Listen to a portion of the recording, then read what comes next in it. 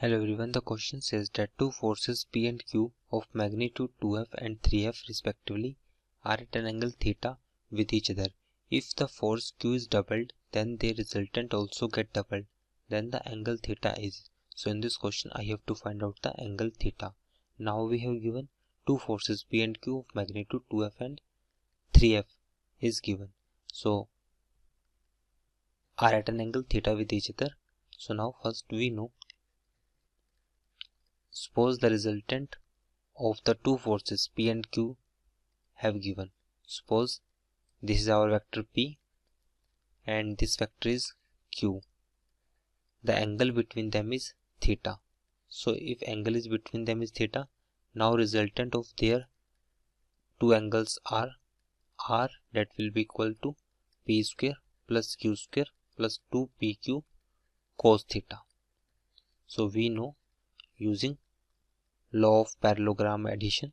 So P is 2F, square of 2F will become 4F square and 3F square will become 9F square, and this will become 2 to the 4, 4 3 the 12F square cos theta, that will be equal to resultant square. So it is our first. Now if the force Q is doubled, then resultant also get doubled. So it means resultant is also get doubled, that is 2R, when P will be as it is. P is 4F square. Now if it doubles, then it will become 6F. Now square of 6F will become 36F square plus, and multiple of this 6 to the 12 to the 4, 12 to the 24F square cos theta. Now on squaring both sides, we get 4R square equals to 4F square plus 36F square plus 24F square cos theta. Now write this value. So 9 plus 4 will become 13. So we can say 4, here R square is 9 plus 4, 13 F square plus 12F square cos theta, and it will become 4F square plus 36F square plus 24F square cos theta. Now on solving this equation, we get 52F square plus 48F square cos theta, and this will become 40F square plus 24F square cos theta. So now on solving this equation, after solving this equation, we get 48F square cos square theta minus 24F square cos theta will become 24F square cos theta, and it will become 40F square minus 52F square, that will equals to minus 12F square. Now F square will cancel out, so cos theta will be equals to minus 12 divided upon 24, that will be equal to minus 1 upon 2. Hence theta will become 120 degree. Hence angle should be equals to 120 degree. So because value of cos theta minus 1 upon 2 will be at an angle 120 degree. Hence 120 degree is right answer. Hence theta is equals to 120 degree. So it is our right answer. Hello friends, इस question में हमें बताया गया है a ship of mass 3 into 10⁷ kg initially at rest is pulled by a force of 5 into 10⁴ Newton through a distance of 3 meter. Assume that the resistance due to water is negligible. The speed of the ship is. तो ये option है ship की final speed के लिए, तो जो इनमें से एक सही ऑप्शन है वो हमने चूज़ करना है। तो पहले हम एक फिगर स्केच कर लेते हैं, समझते हैं प्रॉब्लम में क्या कहा जा रहा है। तो ये फिगर स्केच किया है हमने। तो ये पानी है, पानी के ऊपर ये शिप है, ठीक है। शिप का मास हमने m से डिनोट किया है, इसके ऊपर फोर्स F लग रहा है जो कि कांस्टेंट है, उसकी वैल्यू गिवन है 5 into 10⁴ न्यूटन, और एज ए रिजल्ट कुछ एक्सेलरेशन होगा न्यूटन सेकेंड लॉ से, और ये डिस्प्लेसमेंट s है, ठीक है ना, जो s गिवन है 3 मीटर, और मास गिवन है शिप का m यानी कि 3 into 10⁻⁴ 3 × 10⁷ kg। तो हमें फाइंड करनी है कि यहाँ पे फाइनली जब शिप यहाँ पहुँचती है तो फाइनल स्पीड कितनी होगी शिप की। तो वो हमने v सेलेक्ट कर लिया, तो v हमें फाइंड करनी है। ठीक है। अच्छा, तो सबसे पहले तो हम न्यूटन्स लॉ लगा देते हैं शिप के ऊपर, क्योंकि friction resistance due to water negligible है। तो ये जो पुलिंग फोर्स F है, यही इकलौता फोर्स है जो लग रहा है इस शिप के ऊपर। तो यही नेट एक्सटर्नल फोर्स हो गया। ठीक है ना। तो हमें न्यूटन्स लॉ क्या कहता है कि net external force F is equal to mass into acceleration. तो यहाँ से implies that acceleration is equal to net external force F upon mass m। ठीक है। तो एक्सेलरेशन A जो है वो हो जाएगा, फोर्स तो यहाँ पे गिवन है 5 × 10⁴ और मास गिवन है 3 × 10⁷ kg। तो हम डाल देंगे, तो 5 × 10⁴ न्यूटन अपॉन 3 × 10⁷ kg। 3 × 10⁷ kg। तो इसकी वैल्यू आ जाएगी 5/3 इंटू 10⁷ ऊपर जाएगा तो 10⁴ -7 हो जाएगा, तो इंटू 10⁻³ हो जाएगा। 10⁻³ और यूनिट SI यूनिट्स होगा मीटर पर सेकंड स्क्वायर। तो ये एक्सेलरेशन आ गया। ठीक है ना। अब शिप रेस्ट पे था इनिशियली, तो यहाँ पे शिप का u जो इनिशियल स्पीड वेलोसिटी था वो 0 था। तो हम काइनेमेटिक्स से इक्वेशन लगा देंगे one dimensional uniformly accelerated motion का, क्योंकि फोर्स कांस्टेंट है तो एक्सेलरेशन भी कांस्टेंट होगा। तो ये uniformly accelerated motion along straight line होगा। तो हम ये वाला फॉर्मूला लगा सकते हैं, v² - u² is equal to 2as। ठीक है। तो यहाँ से आ जाएगा v तो हमें पता करना है, u 0 है, -0² is equal to 2 into a हम ये डाल देंगे, तो 5/3 इंटू 10⁻³ a डाल दिया, इंटू डिस्प्लेसमेंट s। तो डिस्प्लेसमेंट s गिवन था क्वेश्चन में 3 मीटर। ठीक है। तो हम डाल देंगे यहाँ पे इंटू 3 से 3 कैंसिल हो गया। तो जो v² है यहाँ पे ये आ गया हमारा 5 × 2 = 10, तो 10 इंटू 10⁻³ यानी कि ये हो जाएगा 10⁻²। ठीक है ना। यानी कि आ जाएगा 1/100। ठीक है। अब हमें v चाहिए, तो ये v² आया है 1/100, v² आया 1/100, तो v इसका अंडर रूट हो जाएगा। तो implies that v is equal to square root लेंगे तो 1/10 आ जाएगा।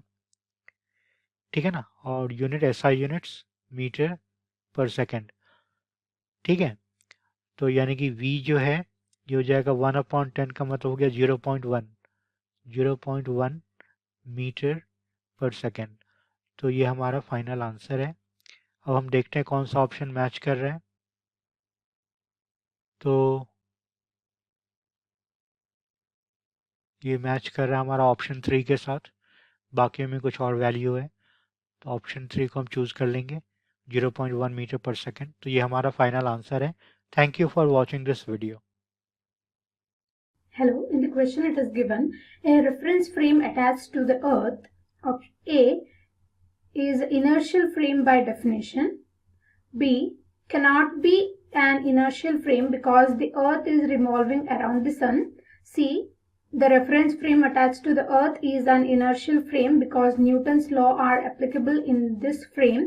D cannot be an inertial frame because the earth is rotating about its own axis. So we have to check which of these options are correct. Either A, B, C are correct, B and C correct, B only correct, B and D are correct, all are correct. So we have to check which of these 4 options are correct for the given question. So suppose the sun is located here. So this is the sun, imagine that. So this is the sun, and around the sun earth is rotating like this. this is the orbit of rotation of Earth. So here it is the Earth. So this is the Earth. Okay, Earth is revolve around the Sun in the orbit, as well as Earth revolve its own axis, rotation axis, that is, this is the axis of rotation of the Earth. So hence we can say that Earth has two types of motion. So first one is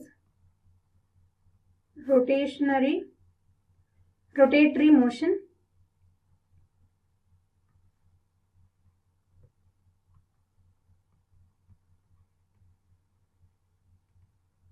That is, Earth rotate about its own axis of rotation. And second one is circular motion.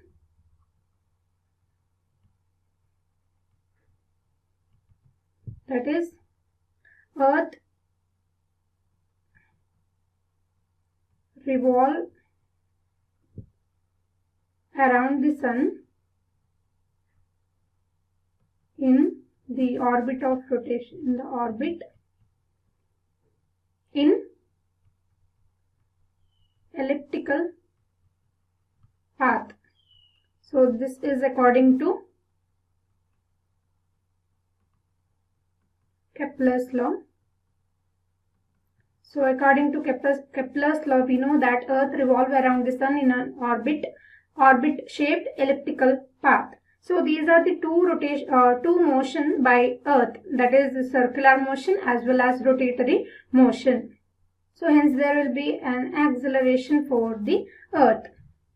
Hence first option becomes wrong, that is, the reference frame attached to the Earth is an inertial frame by definition. So this statement becomes wrong.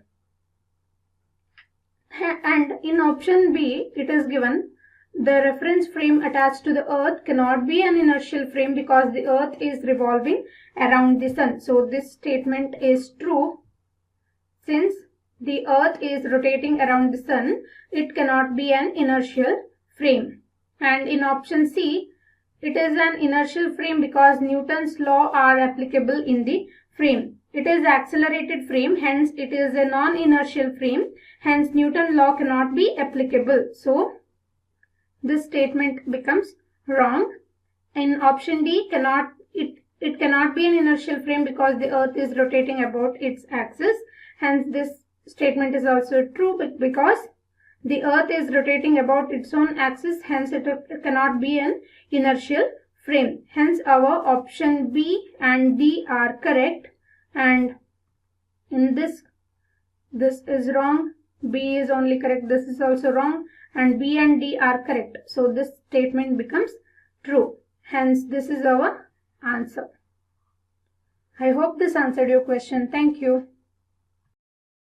हमें इस question में दिया है कि एक smooth semi circular wire track of radius R is fixed on a vertical plane. ठीक है, तो एक वर्टिकल प्लेन में हमारा जो एक सेमी सर्कुलर ट्रैक जिसका रेडियस आर है ये फिक्स्ड कर दिया गया है। ठीक है, अब इसमें one end of the massless spring of natural length 3r/4 is attach to the lowest point of the wire track. अब क्या किया जा रहा है कि इसमें जिसका एक स्प्रिंग है, इसका हमारा जो ये नेचुरल लेंथ है ये दे दिया 3r/4 और इसका वन एंड यहाँ पे फिक्स्ड कर दिया गया है। ठीक है, and a small ring of mass m which can slide on the track is attached to the other end of the spring, और इसके other end है यहाँ पे small mass of m इसको अटैच कर दिया गया है।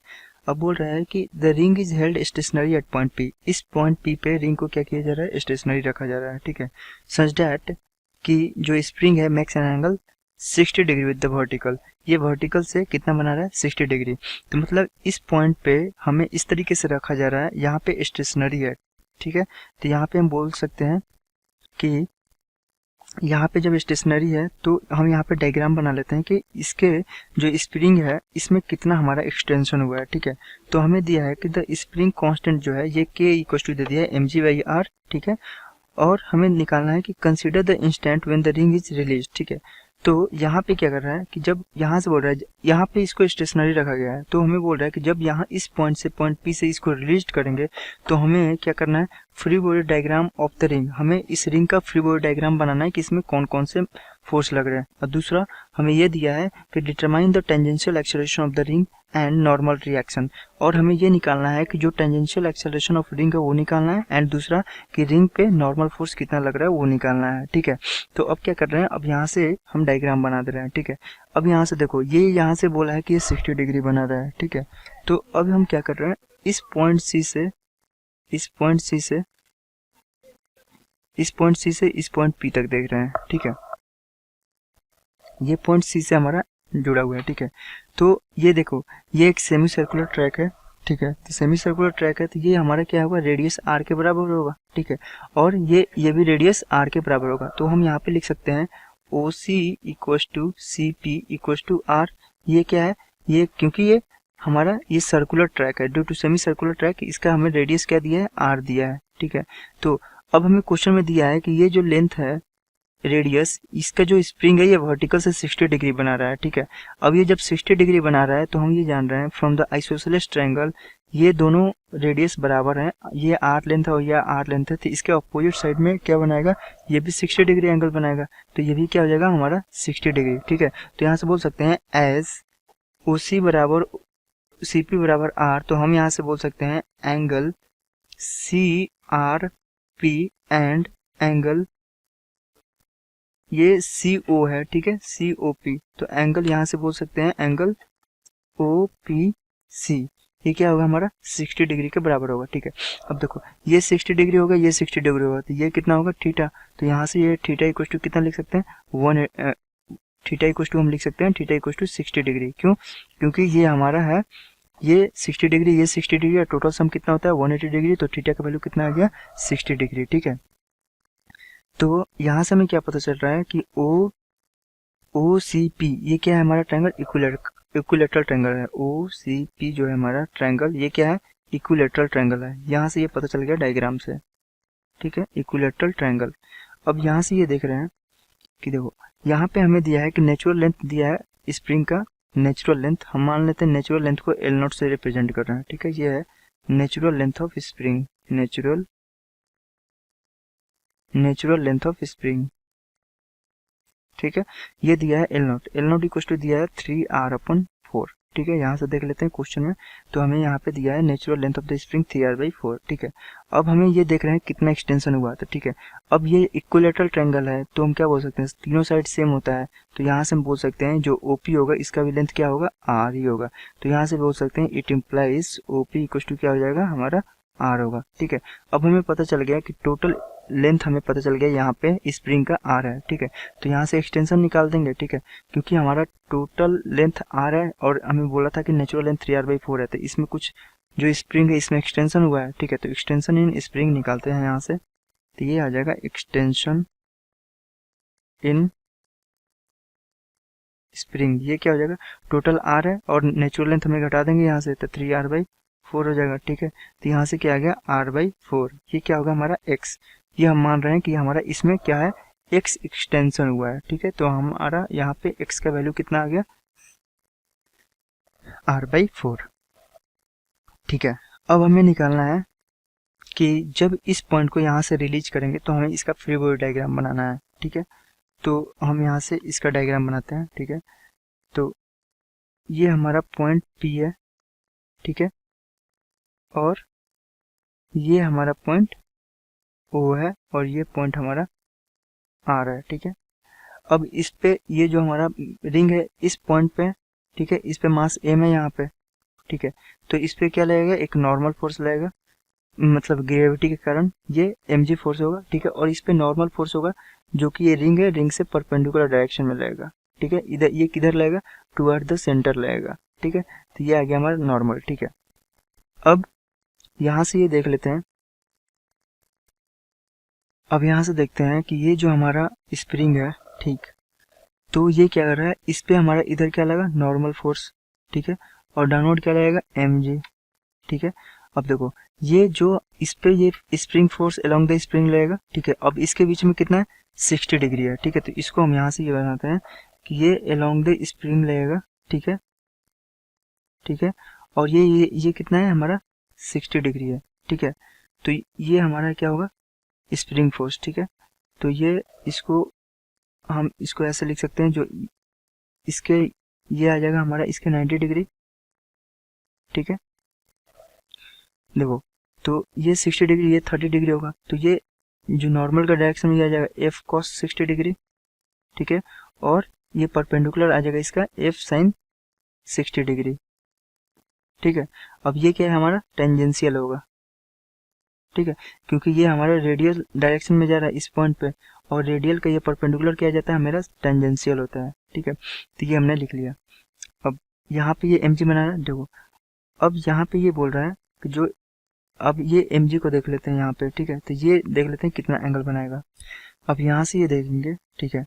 तो देखो ये हमारा ये लाइन और ये दोनों वर्टिकल लाइन क्या है पैरेलल है, ठीक है। तो इसका मतलब ये जब 60 डिग्री बना रहा है तो ये टोटल एंगल कितना बनाएगा 60 डिग्री बनाएगा, ठीक है। ये टोटल एंगल 60 डिग्री बनाएगा। तो अब यहाँ से देखते हैं, अब हमें पता है कि ये यहाँ पे ये था, ठीक है, ये ठीक है, और ये जो लाइन है ये 60 डिग्री बना रहा था और ये दोनों पैरेलल हैं, तो ये टोटल कितना होना चाहिए 60 डिग्री होना चाहिए टोटल, ठीक है। टोटल ये कितना होना चाहिए 60 डिग्री होना चाहिए। अब देखो ये आपस में क्या है परपेंडिकुलर, ठीक है। तो ये कितना हो जाएगा हमारा 30 डिग्री और ये टोटल 60 डिग्री है, तो ये भी कितना हो जाएगा 30 डिग्री, ठीक है। तो अब mg को रिजोल्यूट कर देते हैं, ठीक है। तो ये किधर आ जाएगा इसके साथ कॉस आएगा, तो ये आ जाएगा mg cos 30 डिग्री और इधर आ जाएगा mg sin 30 डिग्री। तो ये हमारा हो गया फ्री बॉडी ऑफ मास और रिंग ऑफ मास m, ठीक है। तो यहाँ से ये जो हमारा है ये डायरेक्शन ये क्या है टेंजेंशियल डायरेक्शन, और टेंजेंशियल डायरेक्शन ये परपेंडिकुलर जो कि रेडियल डायरेक्शन है, ठीक है। और मैंने ये कंप्लीट कर दिया फोर्स और mg का, ठीक है। तो अब यहाँ पे ये पहला पार्ट हो गया हमारा a, ठीक है। सेकंड पार्ट में हमसे क्या पूछा है, सेकंड पार्ट में हमसे पूछा है कि हमें निकालना है determine the tangential acceleration of the ring and normal reaction, ठीक है। तो यहाँ पे देख रहे हैं नॉर्मल रिएक्शन और हमें टेंजेंशियल एक्सेलरेशन निकालना है, ठीक है। तो यहाँ पे क्या लिख सकते हैं normal reaction plus F cos यहाँ पे क्या है 60 degree equals to mg sine 60 degree 30 degree, ठीक है। यहाँ से लिख सकते हैं दोनों बराबर होगा। अब इसमें क्या होगा टेंजेंशियल एक्सेलरेशन निकालना है इनमें, तो यहाँ से ये लिख सकते हैं इधर टेंजेंशियल में कौन कौन से फोर्स लग रहे हैं F sine 60 degree plus mg cos 30 degree. तो ये आ जाएगा हमारा F sine 60 degree plus mg cos 30 degree, ये क्या है हमारा टेंजेंशियल डायरेक्शन में फोर्स हो गया, ठीक है। तो हमें टेंजेंशियल एक्सेलरेशन निकालना है, तो यहाँ से हम लिख सकते हैं इसको f इंटू साइन 60 डिग्री की वैल्यू क्या हो जाएगा √3/2 प्लस mg cos 30 डिग्री √3/2। अब यहाँ से √3/2 कॉमन ले लेंगे तो ये आ जाएगा हमारा f प्लस mg, ठीक है। अब यहाँ पे क्या है k का वैल्यू दिया है हमें, ठीक है, जो स्प्रिंग कांस्टेंट है। यहाँ पे हमें k का वैल्यू दिया है mg/r, ठीक है। तो F बराबर क्या होता है स्प्रिंग फोर्स जो होता है F ये होता है हमारा kx के बराबर होता है, ठीक है। तो यहाँ से k दिया है हमारा, k का वैल्यू दिया है mg/r, ठीक है। पुट कर देते हैं mg/r और हम x निकाल चुके हैं r/4, तो ये कितना आ गया टोटल mg/4। अब यहाँ पे पुट कर देते हैं f का वैल्यू, तो यहाँ से इसको लिख सकते हैं √3/2, ये आ जाएगा mg/4 प्लस mg, ठीक है। तो यहाँ से क्या लिख सकते हैं 4 + 1 5 mg/4, तो 5 √3 mg/8 हो जाएगा, ठीक है। ये आ गया हमारा टेंजेंशियल फोर्स, और टेंजेंशियल फोर्स इक्वल टू क्या होता है मास इंटू एक्सेलरेशन, तो ये आ जाएगा टेंजेंशियल एक्सेलरेशन। तो यहाँ से हम लिख सकते हैं 5 √3/8 m इंटू जी।